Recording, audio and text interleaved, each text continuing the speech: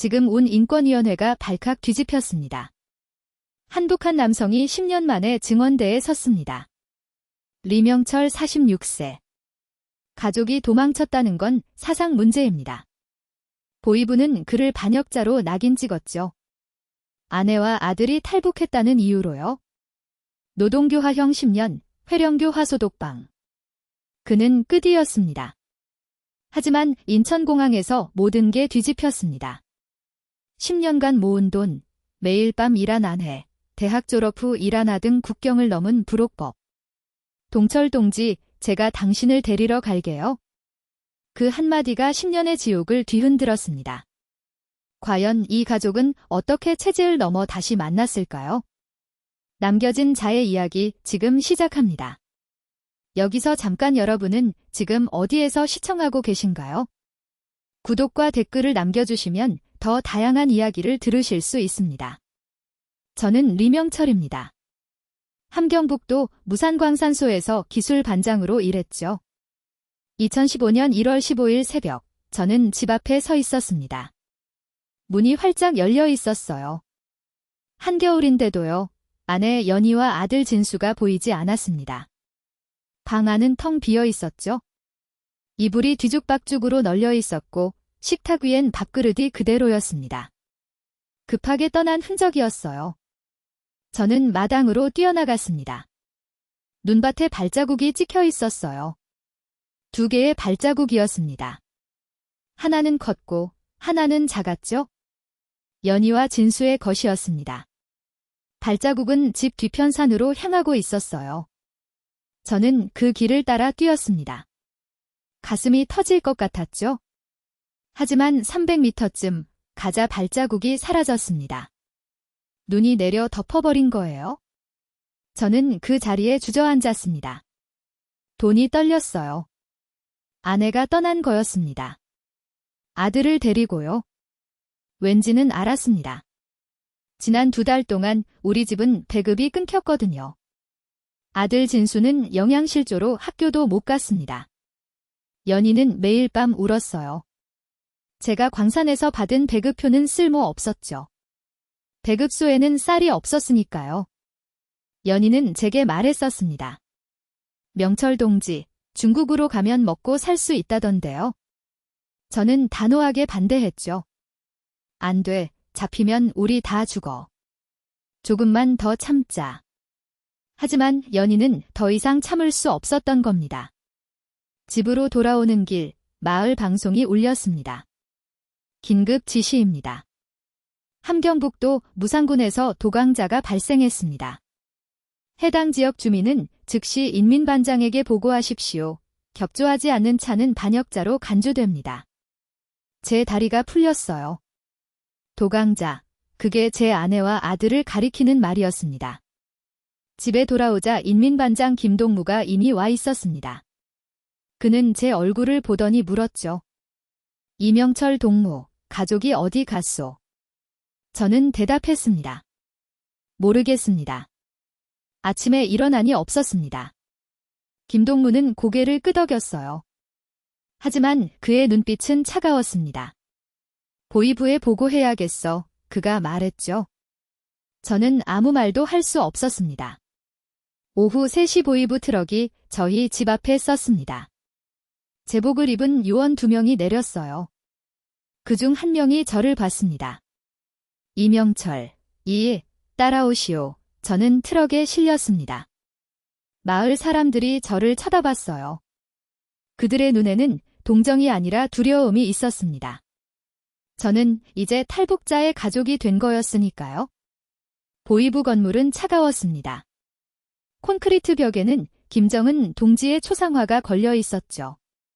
저는 작은 신문실로 끌려갔어요. 책상 앞에 한 남자가 앉아 있었습니다. 30대 중반쯤 되어 보이는 사람이었죠. 그는 담배를 피우며 저를 봤습니다. 앉아, 저는 의자에 앉았어요. 이름이 뭐예요? 리명철입니다. 직업은 무산광산소 기술 반장입니다. 가족은 저는 잠시 멈췄습니다. 그리고 대답했죠. 아내 김연희, 아들 리진수입니다. 남자는 비웃었어요. 가족, 어디 갔소?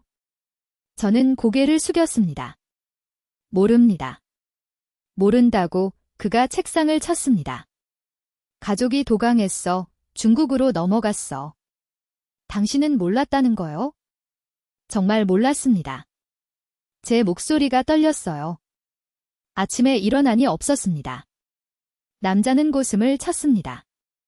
웃기는 소리 마시오. 가족이 도강하는데 남편이 모르겠소? 그는 서류를 내밀었죠. 반성문을 작성하시오. 그리고 도장을 찍어.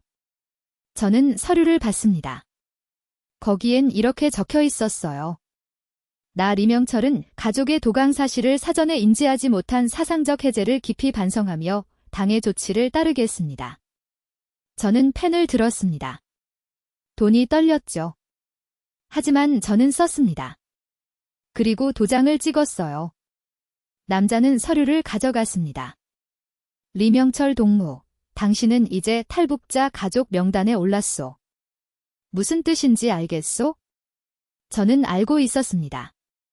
적대계 층이 된다는 거, 감시 대상이 된다는 거, 그리고 언젠가 추방될 수 있다는 거? 알겠습니다. 제가 말했죠? 남자는 담배를 껐습니다. 당장은 집으로 돌아가도 좋소. 하지만 명심하시오. 당신의 모든 행동은 감시받을 거예요. 가족이 돌아오면 즉시 신고해야 하오. 그렇지 않으면 당신도 반역자가 되는 거예요. 저는 고개를 끄덕였습니다. 알겠습니다. 밖으로 나왔을 때 해가 지고 있었어요. 저는 걸어서 집으로 돌아왔습니다. 마을 사람들은 저를 피했죠. 아무도 제게 말을 걸지 않았습니다. 집에 도착했을 때 문 앞에 누군가 낙서를 해놨다군요. 반역자의 집, 저는 그 글씨를 손으로 지웠습니다. 하지만 지워지지 않았어요. 붉은 페인트였거든요. 그날 밤 저는 잠들 수 없었습니다. 연희의 얼굴이 자꾸 떠옵니다. 진수의 목소리가 들렸습니다. 아빠 배고파요. 저는 창밖을 봤습니다. 눈이 내리고 있었죠. 하얀 눈이 세상을 덮고 있었습니다. 연희와 진수는 지금 어디쯤 갔을까? 중국 땅을 밟았을까? 아니면 도중에 잡혔을까? 저는 기도했습니다. 진을 믿지 않았지만 그날만은 기도했어요. 제발 무사히 가게 해주세요. 제발. 하지만 대답은 없었습니다. 눈만 계속 내렸죠. 그날 밤 저는 죄인이 되었습니다. 아무 죄도 짓지 않았는데요. 사흘 뒤 보이부에서 다시 연락이 왔습니다. 리명철 동무 내일 오전 9시까지 보이부로 출도하시오. 저는 그날 밤 한숨도 잤지 못했어요. 무슨 일이 생길지 알 수 없었죠. 혹시 추방명령이 떨어지는 건 아닐까? 아니면 수용소로 가는 건 아닐까? 다음 날 아침 저는 보이부로 갔습니다. 같은 신문실이었어요. 그 남자 박중미가 저를 기다리고 있었습니다. 앉으시오. 그가 말했죠. 저는 앉았습니다.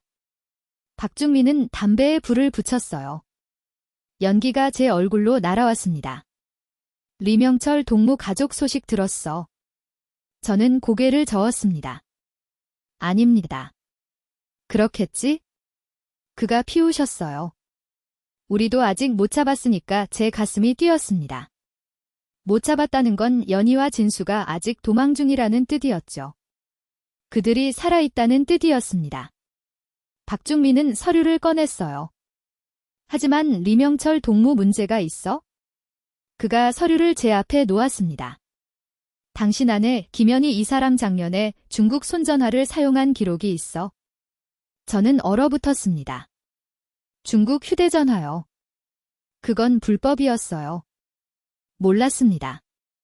제가 말했죠? 박중미는 고슴을 쳤습니다. 또 몰랐다고 하는군.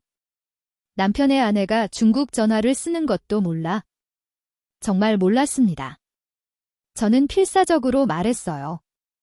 저는 광산에서 일하느라 집에 잘 없었습니다. 박중미는 담배를 재떨이에 비볐습니다. 좋아. 믿어주지. 하지만 리명 모두 죄인들이었죠. 저는 트럭에 올라탔습니다. 아무도 저를 보지 않았어요. 다들 바닥만 쳐다봤습니다. 트럭이 출발했습니다. 저는 뒤를 돌아봤어요. 무산마을이 점점 멀어졌습니다. 제가 태어나고 자란 곳이었죠. 이제 저는 그곳의 죄인이었습니다. 반역자의 가족, 적대계층, 탈북자의 남편. 그게 제 새로운 이름이었습니다. 함경남도 최석장은 지옥이었습니다. 트럭에서 내렸을 때 제일 먼저 느낀 건 추위였어요. 바람이 뼈를 파고 들었습니다. 2015년 2월에 함경도는 영하 20도였죠. 최석장 입구에 붉은 현수막이 걸려 있었어요. 조국을 배신한 자의 피를 씻어라. 저는 그 글자를 보며 걸었습니다.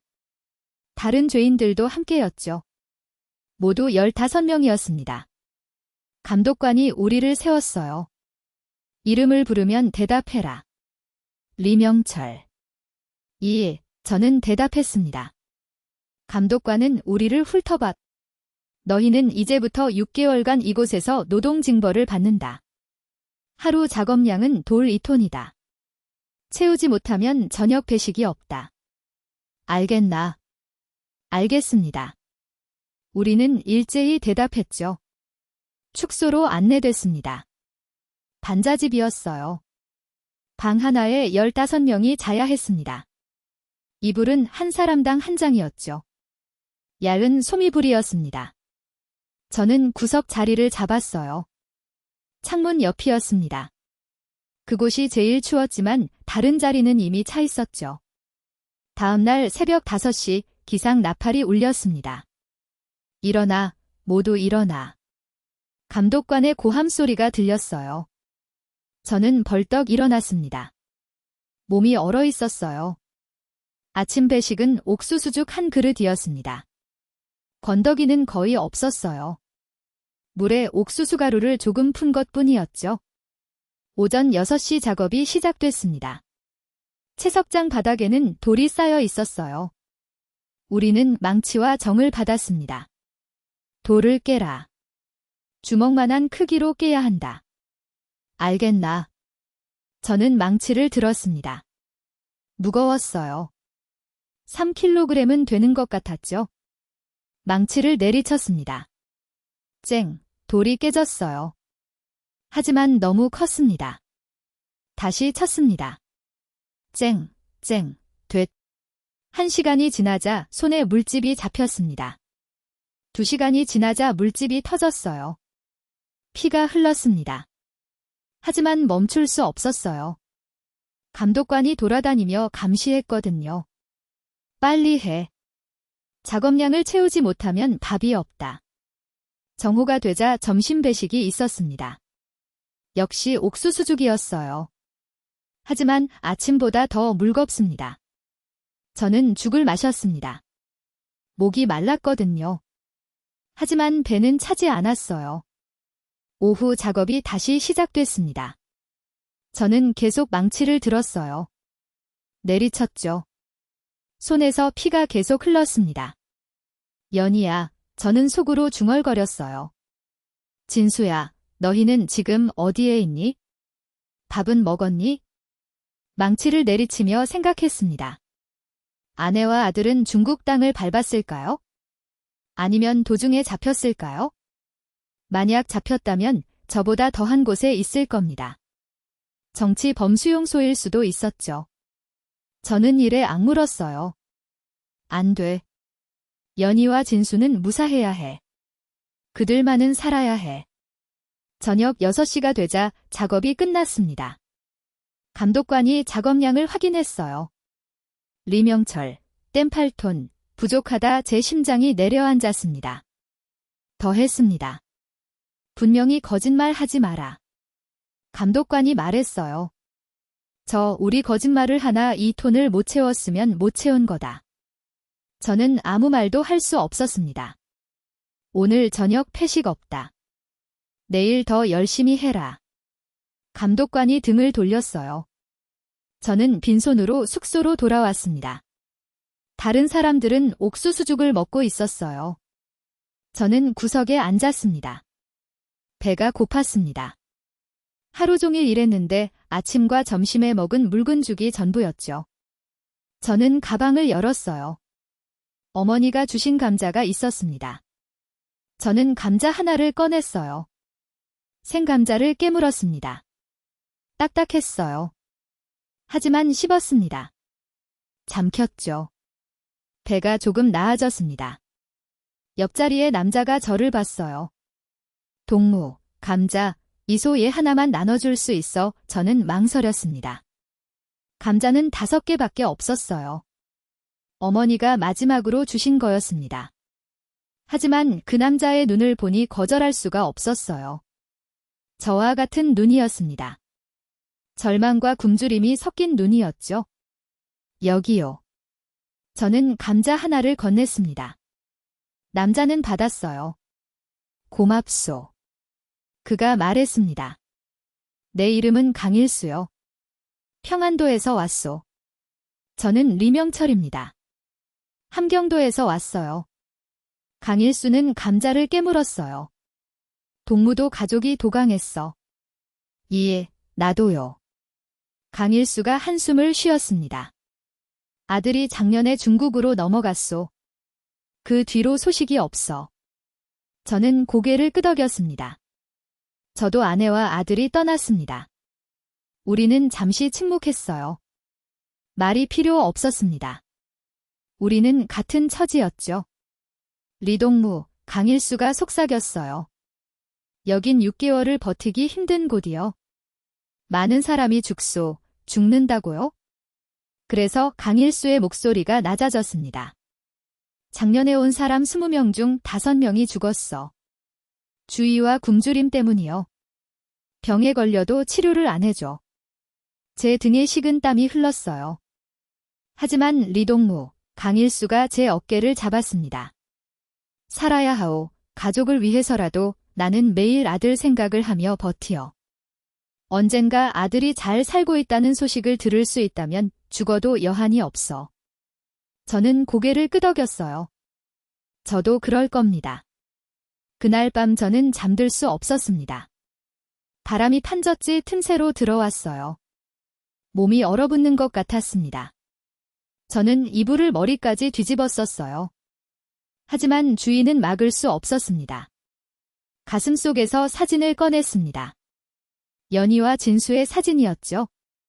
어둠 속에서 사진이 보이지 않았어요. 하지만 저는 알고 있었습니다. 그들이 거기 있다는 거요. 연희야, 저는 속삭였습니다.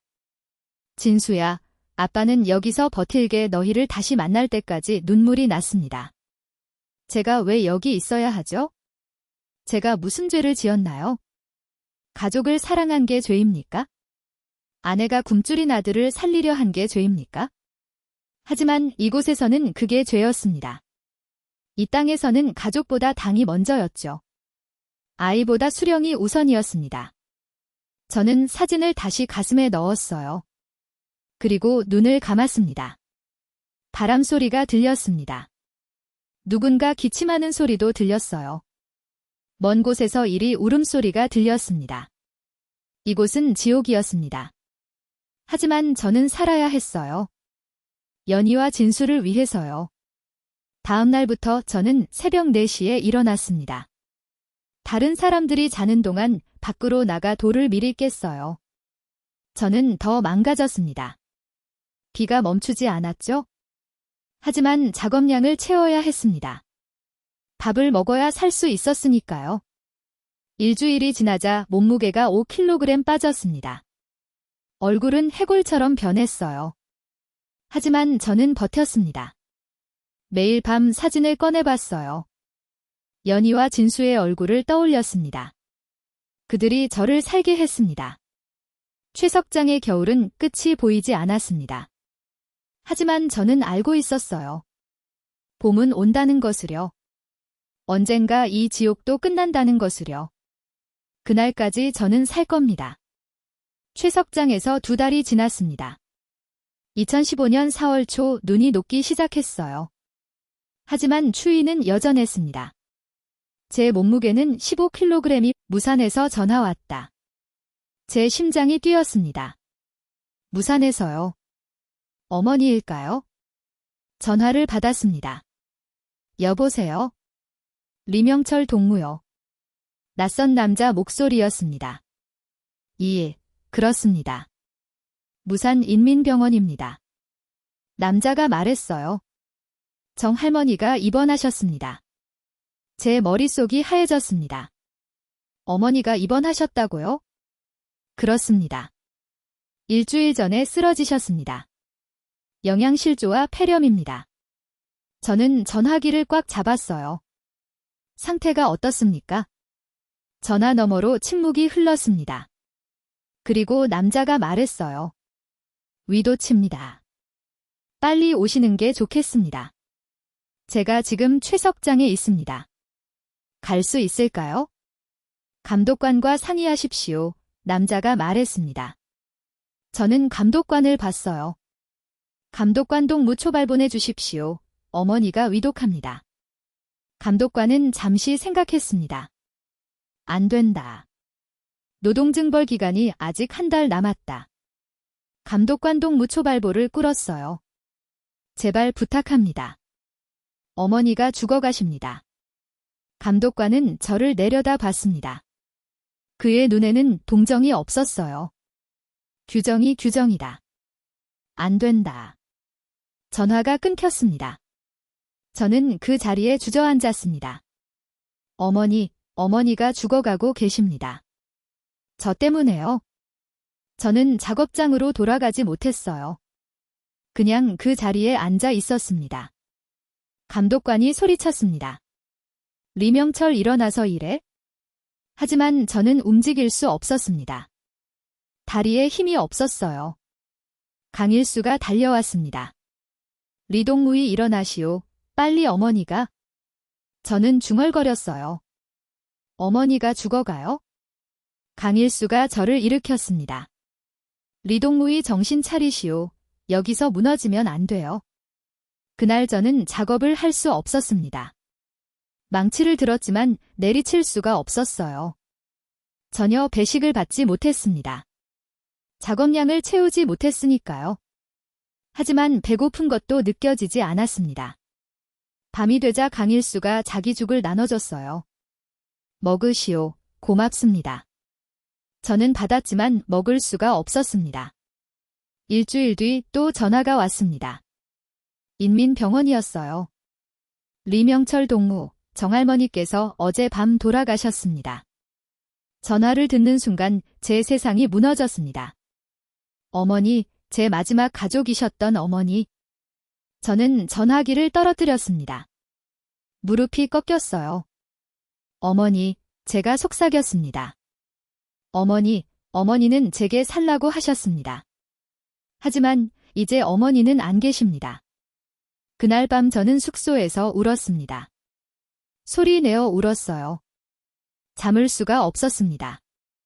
강일수가 제 어깨를 안았습니다. 리동무, 참으시오. 하지만 저는 멈출 수 없었어요. 어머니의 마지막 말이 들렸습니다. 명철아, 살아라. 내가 죽으면 어미도 죽는다. 어머니, 죄송합니다. 아들이 어머니를 죽였습니다. 이채재가 어머니를 죽였습니다. 2015년 6월 말 노동증벌이 끝났습니다. 6개월이 지났어요. 저는 살아남았습니다. 하지만 제 안에 무언가는 죽어 있었죠. 제 석장을 떠나는 날 감독관이 서류를 건넸어요. 적방 증명서다. 이제 무산으로 돌아가도 좋다. 저는 서류를 받았습니다. 아무 말도 하지 않았어요. 강일수가 제 손을 잡았습니다. 리동무, 살아서 나가시오. 가족을 위해서 강동무도요. 제가 말했죠? 꼭 살아남으세요. 버스를 타고 무산으로 돌아왔습니다. 창밖으로 풍경이 지나갔어요. 녹색 산들이었습니다. 봄이 왔더군요. 하지만 제 마음속에는 겨울만 남아 있었습니다. 집에 도착했을 때 문이 잠겨 있었어요. 열쇠는 어머니가 가지고 계셨죠. 저는 문을 부수고 들어갔습니다. 집 안은 먼지투성이었어요. 6개월 동안 아무도 없었으니까요. 벽에는 김정은 동지의 초상화가 걸려 있었습니다. 저는 그 초상화를 봤어요. 오랫동안 봤습니다. 당신이 저를 이렇게 만들었습니까? 저는 중얼거렸죠. 당신이 제 가족을 빼앗아갔습니까? 하지만 초상화는 대답하지 않았습니다. 그저 웃고 있을 뿐이었어요. 저는 부엌으로 갔습니다. 어머니가 말씀하셨죠. 편지가 아궁이 뒤에 있다고요? 아궁이 뒤 벽돌을 빼냈습니다. 손으로 더듬었어요. 뭔가 만져졌습니다. 편지였어요. 봉투는 낡고 더러웠습니다. 하지만 주소가 적혀 있었어요. 중국 지린성에서 보낸 거였습니다. 손이 떨렸어요.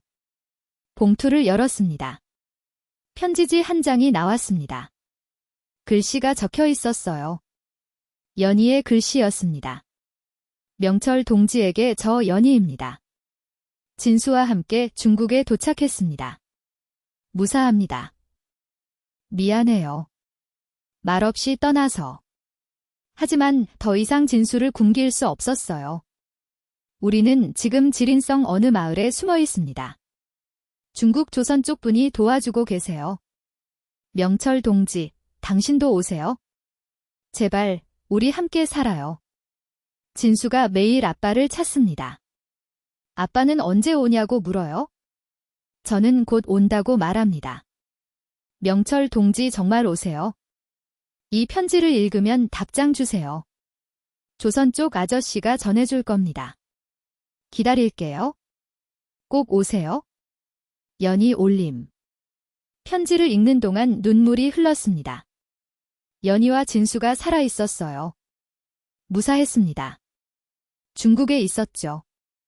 저는 편지를 가슴에 안았어요.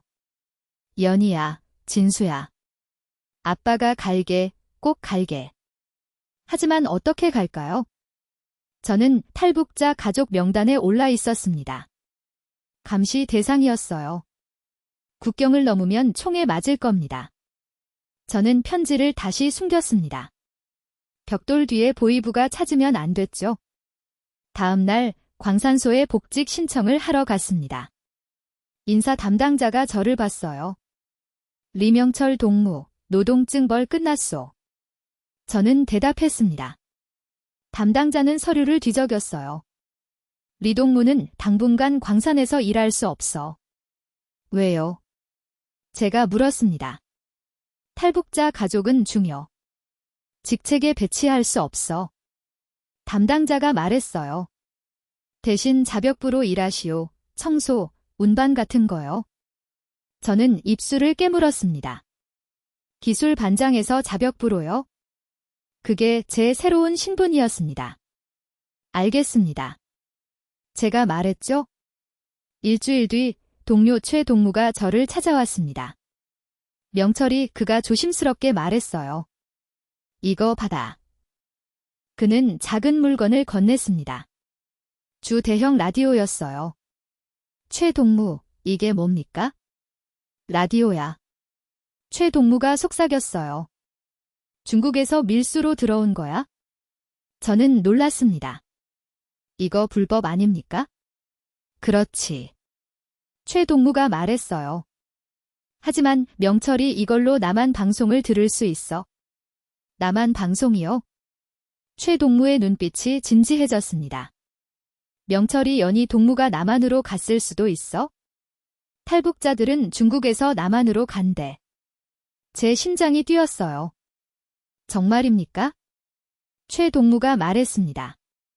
밤 11시에 켜봐. 자유아시아 방송이라는 게 있어? 거기서 탈북자 소식을 전한대 저는 라디오를 받았습니다. 고맙습니다.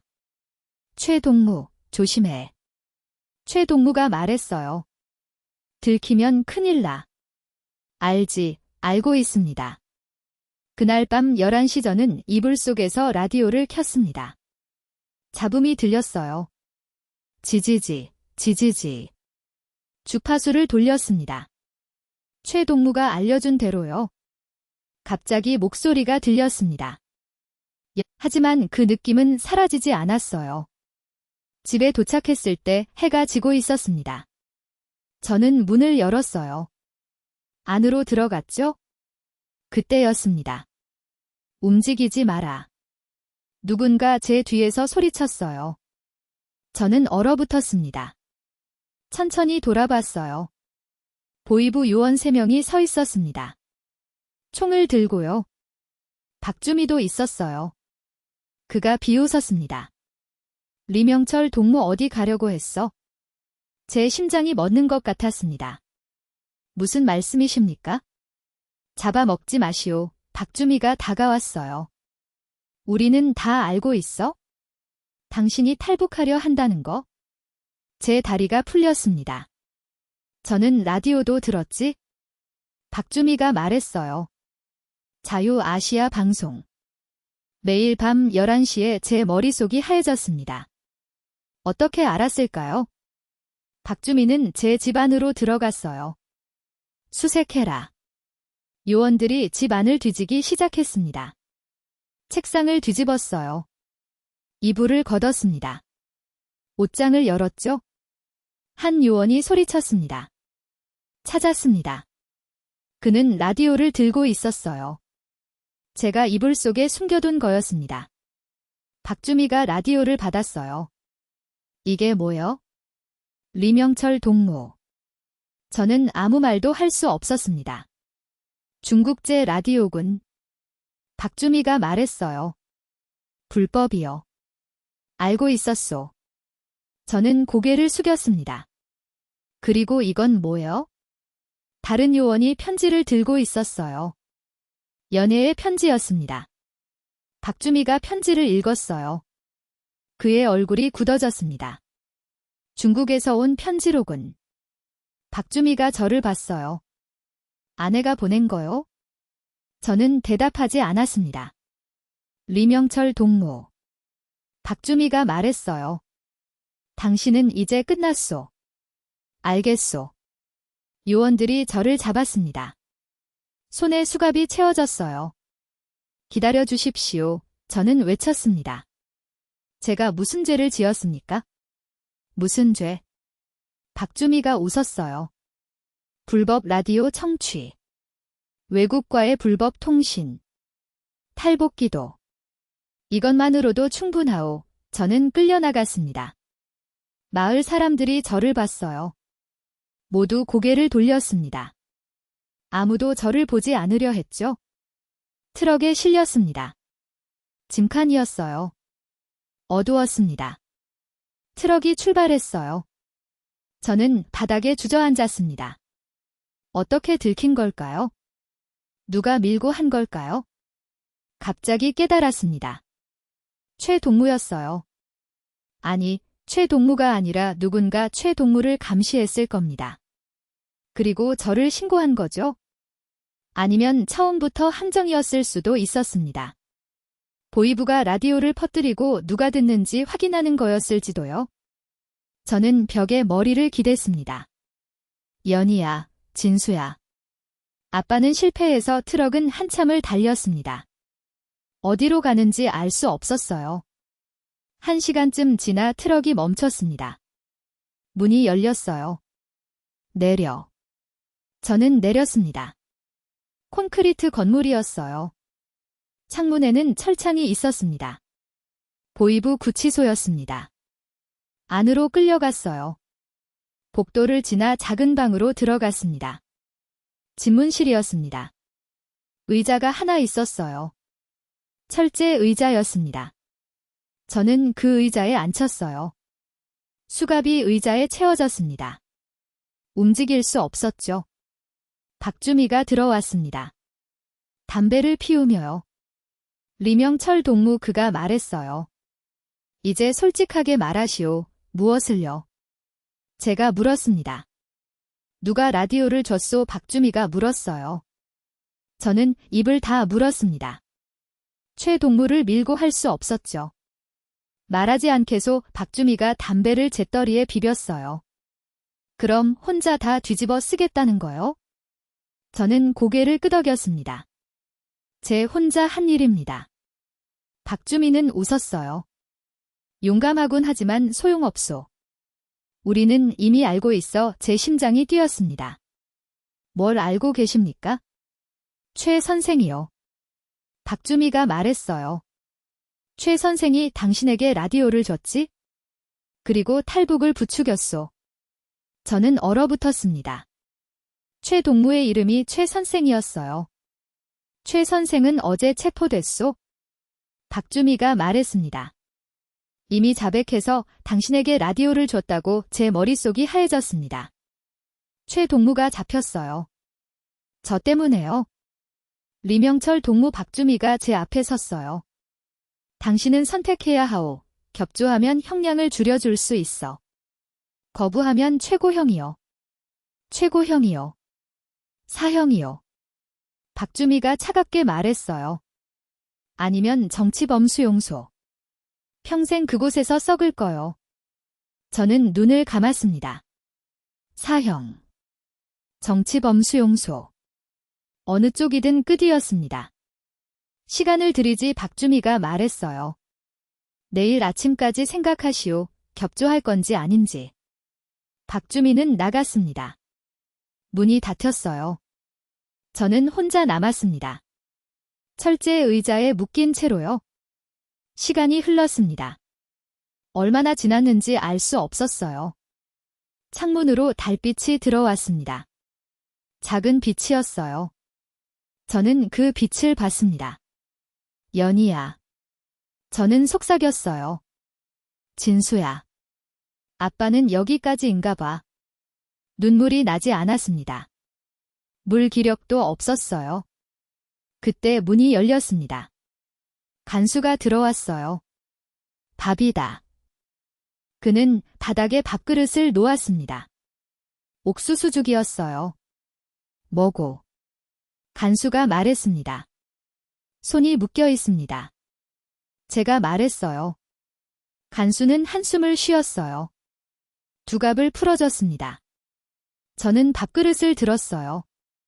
또 먹었습니다. 차가웠습니다. 하지만 삼켰어요. 간수가 물었습니다. 가족이 남한에 있다며? 저는 고개를 들었어요. 부럽군. 간수가 말했어요. 적어도 가족은 살았잖아. 저는 그를 봤습니다. 그의 눈에는 동정이 있었어요. 여기서 나갈 수 있습니까? 제가 물었습니다. 간수는 고개를 저었어요. 힘들 거야. 박중희는 안 놔줄 거야? 그럼 저는 정치범 수용소 갈 거야? 간수가 조용히 말했어요. 거기 가면 평생 못 나와. 저는 밥그릇을 내려놨습니다. 정치범 수용소. 생지옥이라고 들었어요. 하지만 간수가 속삭였어요. 방법이 하나 있어? 방법이요? 간수는 주위를 둘러봤어요. 자백해. 모든 걸 자백하고 반성해. 그럼 노동교화형으로 낮출 수도 있어? 노동교화형이요? 10년 정도. 간수가 말했어요. 수용소보다는 나. 살 수는 있어? 10년. 그것도 긴 시간이었습니다. 하지만 수용소보다는 나았어요. 간수는 다시 제 손에 수갑을 채웠습니다. 생각해봐. 살고 싶으면. 그는 나갔습니다. 저는 다시 혼자가 됐어요. 살고 싶습니까? 저는 살고 싶습니까? 연희와 진수는 남한에 있습니다. 저는 여기 있고요. 제가 여기서 죽으면 그들은 영원히 저를 못 볼 겁니다. 하지만 제가 살면 언젠가 다시 만날 수도 있습니다. 10년 후에요. 저는 결심했습니다. 살겠다고요. 어떻게든요. 연희와 진수를 위해서요. 다음 날 아침 간수가 저를 깨웠습니다. 일어나. 진문실로 가야 해. 저는 일어났어요. 온몸이 뻣뻣했습니다. 밤새 의자에 묶여 있었거든요. 복도를 걸었습니다. 계단을 내려갔어요. 지하였습니다. 지하복도는 더 어두웠어요. 천장에서 물이 뚝뚝 진수는 27살이 될 거예요. 그때까지 그들은 저를 기다려줄까요? 아니면 저를 잊고 살까요? 어느 쪽이든 괜찮았습니다. 제가 살아서 나간다는 것? 그것만으로도 희망이었으니까요. 일주일 뒤 저는 회령교와 서로 이송됐습니다. 트럭에 실렸어요. 다른 죄수들과 함께요. 모두 지친 얼굴이었습니다. 죄인들이었죠. 하지만 저는 죄인이라고 생각하지 않았어요. 저는 그냥 아버지였습니다. 남편이었어요. 가족을 사랑한 사람이었습니다. 트럭은 북쪽으로 향했어요. 회령으로요. 창밖으로 풍경이 지나갔습니다. 산과 들판이었어요. 저는 남쪽을 봤어요. 연희와 진수가 있는 곳이었습니다. 기다려줘. 저는 속삭였어요. 10년만요. 꼭 살아서 나갈게. 하늘은 맑았습니다. 구름 한 점 없었어요. 저는 그 하늘을 보며 생각했습니다. 이 제재는 저를 죄인으로 만들었어요. 하지만 제 마음은 자유로웠습니다. 제 몸은 감옥에 있지만 제 마음은 이미 국경을 넘었습니다. 연희와 진수가 있는 곳으로요. 그곳에서 저는 이미 자유였습니다. 회령 교화소가 보였습니다. 높은 담장이 있었어요. 트럭이 멈췄습니다. 내려. 저는 내렸어요. 새로운 지옥이 시작되는 곳이었습니다. 하지만 저는 두렵지 않았어요. 10년. 견딜 수 있었습니다. 가족을 위해서요. 10년이 흘렀습니다. 2025년 3월. 저는 회령 교화소에서 석방됐어요. 46살이 됐습니다. 머리는 반백이 됐고 등은 굽어왔습니다. 손에는 10년간의 노동 흔적이 남아 있었죠. 교화소 정문을 나서는 순간 햇빛이 눈부셨습니다. 10년 만에 자유였어요. 버스를 타고 무산으로 돌아왔어요. 낯선 곳이었습니다. 10년 사이 많은 게 바뀌었죠. 집은 그대로였습니다. 다행히 누군가 전묘하지 않았어요. 문을 열고 들어갔을 때 먼지가 자욱했습니다. 10년 동안 아무도 없었으니까요.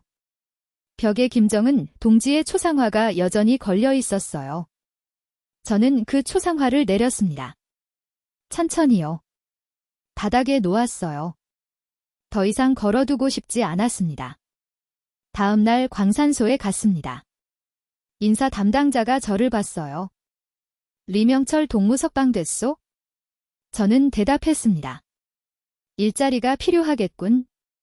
담당자가 서류를 뒤적였어요. 하지만 출소자는 중요한 일을 맡길 수 없어.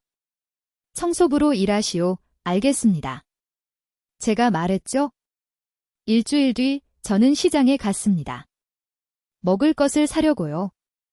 교화소에서 나오면서 받은 약간의 돈이 있었어요. 지장은 예전보다 커졌습니다. 사람들도 많았어요.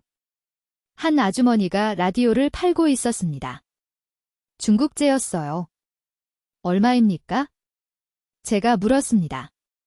300원이요. 아주머니가 말했어요. 저는 돈을 썼어요. 200원밖에 없었습니다. 200원에 팔 수 있습니까? 아주머니는 제 얼굴을 봤어요. 그리고 고개를 끄덕였습니다. 좋아요. 가져가세요. 고맙습니다. 저는 라디오를 받았어요. 집으로 돌아와 그날 밤 라디오를 켰습니다. 10년 만이었어요. 주파수를 돌렸어요. 지지직 소리가 났습니다. 여기는 자유아시아 방송입니다. 그 목소리가 들렸어요. 10년 전에 들었던 그 방송이었습니다. 오늘은 북한의 가족을 둔 탈북자들의 메시지를 전해드립니다. 제 심장이 뛰었어요. 함경북도 무산 출신 김연희 씨가 남편에게 전하는 메시지입니다. 연희였습니다. 제 아내였어요. 명철이 연희의 목소리가 흘러나왔어요. 제 연희예요. 당신 듣고 있나요? 저는 라디오를 꽉 쥐었습니다. 명철이 당신이 출소했다는 소식을 들었어요. 브로커를 통해 확인했어요. 10년을 기다렸어요. 제 눈에서 눈물이 흘렀습니다. 명철이 제가 당신을 데리러 갈게요. 이미 준비했어요. 10년 동안 저는 식당에서 일했어요. 매일 밤 일했죠. 진수도 대학 졸업하고 취직해서 돈을 모았어요. 연희의 목소리가 떨렸어요. 우리가 모은 돈으로 브로커를 섭외했어요. 곧 연락이 갈 거예요. 명철이 조금만 기다려요. 이번엔 제가 당신을 구할게요. 저는 라디오를 가슴에 안았어요. 소리 내어 울었습니다. 연희야, 저는 속삭였어요. 고마워, 기다릴게. 일주일이 지났습니다. 어느 날 시장에서 낯선 남자가 저를 불렀어요. 리명철 동무요. 저는 놀라서 뒤돌아봤습니다. 누구십니까? 조용히 하시오. 남자가 속삭였어요. 따라오시오. 저는 남자를 따라갔습니다. 시장 뒤편 골목이었어요. 저는 브로커요. 남자가 말했습니다. 당신 아내가 저를 고용해서 제 심장이 뛰었어요. 연희가요. 그래서 남자가 말했어요. 남한에서 돈을 보냈소? 당신을 남한으로 데려가라고요? 정말입니까? 저는 믿을 수 없었어요. 남자가 봉투를 꺼냈습니다. 이거 아내가 보낸 편지요. 저는 봉투를 받았어요. 돈이 떨렸습니다. 봉투를 열었어요. 편지가 나왔습니다. 연희의 글씨였어요. 명철이에게 10년을 기다렸어요. 매일 당신을 생각했어요. 이제 제가 당신을 데리러 가요. 브로커님이 도와주실 거예요. 명철이 무서워하지 마요. 이번엔 제대로 준비했어요. 진수도 기다리고 있어요. 아빠를 보고 싶다고 매일 말해요. 곧 만나요. 사랑해요. 연희 올림. 저는 편지를 읽으며 울었습니다. 브로커가 말했어요. 준비하시오. 한 달 안에 출발할 거예요. 알겠습니다. 제가 말했어요. 조심하시오. 브로커가 말했습니다. 보이부에 들키면 안 돼요. 평소처럼 생활하시오. 다음 연락을 기다리시오. 브로커는 사라졌습니다. 저는 편지를 가슴에 넣었어요. 연희야. 진수야. 꼭 갈게. 한 달이 지났습니다. 저는 매일 밤 라디오를 들었어요. 연희의 메시지가 또 나왔습니다. 명철이 브로커가 연락했다고 들었어요. 조심해요. 무리하지 말고 브로커 말 잘 들어요. 우리가 꼭 다시 만날 거예요. 그 목소리를 들으며 저는 버텼습니다. 2025년 어느 날 브로커가 다시 나타났어요. 준비됐소? 제가 대답했어요. 이번 주 토요일 밤이요. 브로커가 말했습니다. 두만강에서 만나시오. 밤 11시요. 알겠습니다. 짐은 최소한으로만 챙기시오. 브로커가 말했어요. 들키면 안 돼요. 토요일이 왔습니다. 저는 마지막으로 집을 둘러봤어요. 15년을 살았던 곳이었습니다. 연희와 진수가 있었던 곳이었죠. 가족 사진을 가슴에 넣었어요. 유일하게 남은 사진이었습니다. 어머니 산소에 갔습니다. 어머니, 저는 무릎을 꿇었어요. 이제 떠납니다. 용서해 주세요. 바람이 불었어요. 어머니의 대답인 것 같았습니다. 연희와 진수를 만나면 어머니 이야기를 해줄게요. 어머니가 얼마나 우리를 사랑했는지요. 밤 11시 약속 장소로 갔습니다. 두만강 근처였어요. 브로커가 기다리고 있었습니다. 왔군요. 브로커가 말했어요. 따라오세요. 우리는 어둠 속을 걸었습니다. 강둑을 따라서요. 1시간쯤 걸었을 때 작은 배가 있었어요. 저걸 타세요. 브로커가 말했습니다. 제가 노를 절 거예요. 중국 쪽의 사람이 기다려요. 저는 배에 올랐어요. 브로커가 노를 저었습니다. 강물이 흘렀어요. 뒤를 돌아봤습니다. 저도 여러분처럼 북한에서 살았습니다. 두려웠고 굶주렸고 감시당했어요. 하지만 포기하지 마세요. 희망은 있습니다. 제 목소리가 떨렸습니다. 제 아내는 10년을 기다렸어요. 매일이라며 저를 구할 방법을 찾았습니다. 그리고 성공했어요. 여러분도 할 수 있습니다. 가족이 남한에 있다면 연락하세요. 방법은 있어요. 그리고 북한에 계신 모든 분들 살아주세요. 언젠가 자유를 찾을 수 있어요. 저처럼요. 방송이 끝났습니다. 연희가 제 손을 잡았어요. 잘했어요. 저는 미소 지었습니다. 창밖으로 햇살이 들어왔어요. 2025년 가을 햇살이었습니다. 저는 이제 자유인이었어요. 몸도 마음도요. 진수가 말했습니다. 아버지, 이제 우리 가족이에요. 다시는 떨어지지 않을 거예요. 제가 말했어요. 다시는 떨어지지 않을 거야? 저는 두 사람을 봤습니다. 제 가족이었어요. 10년을 기다린 가족이었습니다. 그날 저녁 우리는 함께 밥을 먹었어요. 연희가 만든 김치찌개였습니다. 진수가 산 흰쌀밥이었어요. 맛있어요. 제가 말했습니다. 당연하지. 연희가 웃었어요. 10년 동안 당신 오기만 기다렸는 걸 저는 밥을 먹으며 생각했습니다. 어머니가 보셨을까요? 하늘에서요. 아버지도 보셨을까요? 저희 가족이 다시 만난 거려? 밤이 되자 저는 베란다에 나갔습니다. 북쪽 하늘을 봤어요. 별이 빛나고 있었습니다. 어머니, 아버지, 저는 속삭였어요. 저 이제 행복합니다. 걱정 마세요. 바람이 불었습니다. 따뜻한 바람이었어요. 연희가 옆에 왔어요. 뭐 해요? 그냥 제가 말했습니다. 별 보고 있어? 예쁘죠? 연희가 말했어요. 저는 연희의 손을 잡았습니다. 정말 예뻐. 우리는 함께 별을 봤습니다. 10년을 기다린 순간이었어요. 하지만 이제 시작이었습니다. 저는 계속 증언할 겁니다. 북한의 진실은요? 저는 계속 말할 거예요. 북한에 남은 사람들을 위해서요. 그리고 저는 살 겁니다. 자유롭게요. 연희와 진수와 함께요. 이것이 제 이야기입니다. 남겨진 자의 이야기요. 하지만 끝은 아닙니다. 시작입니다. 자유를 향한 시작이요. 오늘 이야기 어떠셨나요?